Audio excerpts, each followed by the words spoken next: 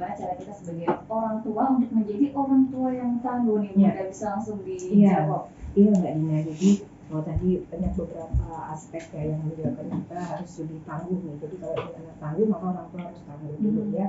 Jadi yang pertama yang jelas sekarang kan memang berbagai macam fasilitas pendidikan ya Mbak, yang ditawarkan oleh lembaga-lembaga pendidikan, dari yang sekolah reguler, kemudian sekolah full day, bahkan sampai yang pondok gitu ya. Jadi anak dimasukkan di pondok pesantren, tapi tetap bahwa kita sebagai orang tua, apalagi kalau anak-anak kita itu masih di usia-usia misalnya 0 sampai 7 tahun, 0 sampai 14 tahun, di mana masih dalam lingkup artinya mereka tinggal dalam lingkungan keluarga, maka peran orang tua untuk fokus mendidik anak ini harus tekankan gitu ya. Jadi orang tua itu harus fokus dalam mendidik anak. Jangan sampai bahwa karena sudah dileskan, ini sebenarnya klise ya, tapi pada kenyataannya terkadang saya masih banyak melihat orang tua yang merasa sudah cukup, kasihin anaknya. Ada yang namanya mendidik itu tidak hanya masalah mengembangkan akalnya gitu ya, tapi juga mengembangkan akidahnya, kemudian juga mengembangkan akhlakul karimahnya gitu ya, mengembangkan ibadahnya juga. Ini sebetulnya tidak bisa hanya diserahkan kepada partner kita yaitu sekolah gitu ya, guru-guru saja. Karena pada dasarnya orang tua ini adalah tadi, orang tua itu adalah pendidik yang utama dan pertama gitu. Jadi perlu sekiranya kita juga banyak mengembangkan diri. Jadi orang tua itu juga harus banyak tahu nih. Terkadang kan orang tua itu juga agak bingung ya, misalnya mereka itu sudah sering ikut parenting, banyak sekali ilmu-ilmu parenting, bahkan mungkin sampai apa sih kalau orang juga moto ya, istilahnya udah benar-benar di luar kepala. Tapi terkadang orang tua itu mengalami semacam kegelisahan atau galau, ini benar tidak sih yang saya terapkan kepada anak, saya praktekkan ini benar atau tidak. Maka kadang jangan salah, padahal ilmunya itu sudah sangat banyak. Hal ini terjadi kenapa? Saya kemarin sempat baca juga beberapa artikel bahwa ada yang namanya self-efficacy belief gitu ya. Jadi ini berkaitan dengan bagaimana kemampuan seseorang untuk melakukan suatu tugas sampai tuntas. Nah, terkadang keyakinan ini setiap orang berbeda-beda gitu ya. Ada yang still yakin, cara saya ini udah betul banget, saya yakin bahwa anak saya nanti akan menjadi anak yang sukses karena parenting saya oke. Tapi ada juga yang kadang-kadang dia pede, kadang-kadang dia ragu, benar tidak ya. Akhirnya sering diskusi misalnya dengan mungkin orang yang expert atau juga diskusi dengan teman gitu. Jadi masih penuh keraguan-keraguan. Ada yang memang tidak begitu peduli, pokoknya saya ngalir aja nih gitu ya. Pokoknya yang saya tahu yang dulu pernah diberikan oleh orang tua saya terhadap pola asuh ke saya, itulah yang saya berikan gitu ya.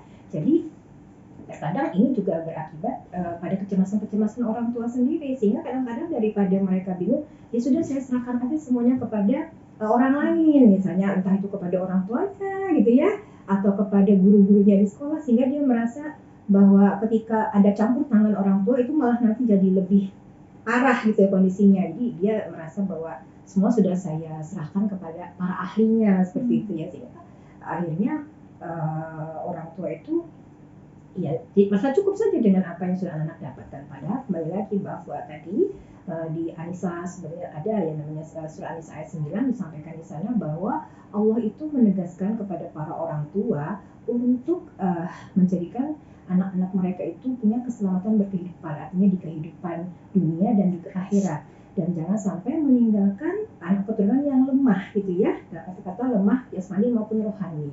Sehingga orang tua dari surat An-Nisa ini ayat 9 ini tegaskan bahwa memang orang tua itu harus memberikan ketangguhan kepada anak baik jasmani maupun rohani.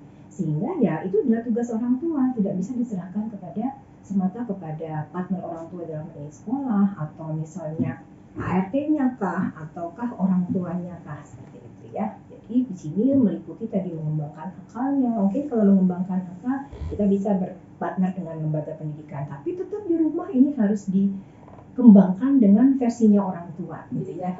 Jangan dilepas, diajak diskusi apa yang kamu pelajari, atau ini juga berkaitan dengan bagaimana komunikasi terbuka dengan anak gitu ya. Bagaimana perasaan anak, mungkin di sekolah semuanya sudah terkait dengan akademisasi gitu ya, tapi di rumah kita mungkin bisa melepaskan hal yang berkaitan dengan akademik, kita berkomunikasi dengan hal-hal yang bersifat lebih ke emosional, pendekatan lebih ke attachment bonding dengan anak gitu ya.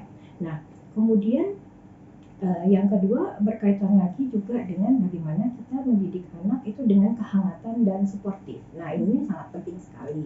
Jadi tidak hanya masalah cinta dan kasih, tapi hangat gitu ya, hangat dan suportif.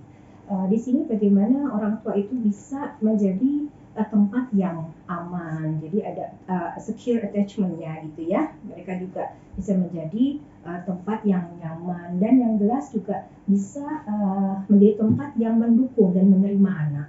Kadang-kadang kan malah orang tua yang justru kesannya adalah menolak apa yang ada dalam diri anak. Misalnya mungkin anak-anak yang punya keterbatasan secara intelektual, kadang kan orang tua itu memberi label, memberi stigma-stigma, doktrin-doktrin, sehingga akhirnya sebetulnya di rumah itu tidak menjadi tempat yang hangat. Padahal ketika mendidik anak yang tangguh, maka orang tua itu harus tangguh juga. Artinya mereka harus menjadi orang tua yang punya peran yang seimbang di rumah, jika bisa gitu ya.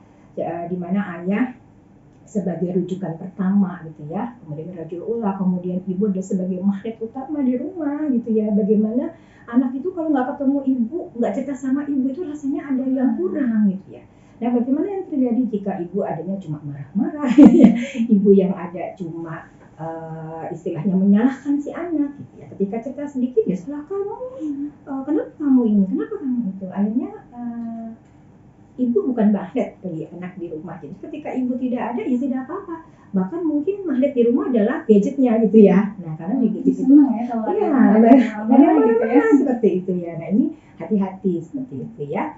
Nah, kemudian juga ketika tadi kita mendidik anak dengan kehangatan seperti itu, tentunya kita harus juga memberikan arahan yang tepat pada anak, kemudian juga bersikap adil kepada anak. Nah, ini sangat penting, apalagi anaknya tidak hanya satu ya. Maka sebagai orang tua kita harus punya keadilan di rumah. Artinya ini pun harus disepakati bersama. Masalah punishment, reward itu juga harus adil gitu ya, tidak hanya pada yang besar saja tapi juga pada yang kecil. Karena rata-rata biasanya anak yang paling besar itu harus menerima segala konsekuensi karena dia paling besar. Ini juga tugas orang tua tadi, harus berlaku hangat dan suportif. Jangan sampai bahwa kakak itu ketika di rumah itu merasa bahwa sebagai kakak dia harus mengalah terus. Nah, ini orang tua harus juga banyak belajar juga bagaimana sih bersikap adil. Jadi banyak ya ternyata PR-nya sebagai orang tua yang tangguh. Artinya memang jangan kita melihat bahwa adik itu lemah karena adik masih kecil jadi harus dilindungi. Bagaimana porsi adik ini menjadi adik yang tangguh, artinya dia terbiasa dengan segala sesuatu. Itu bukan berarti dia yang paling bungsu, dia harus di anak emas kan, seperti itu ya. Jadi ya pokoknya intinya kita harus punya kehangatan dan punya sportivitas di rumah, itu harus terapkan di rumah. Kemudian yang ketiga, itu baik.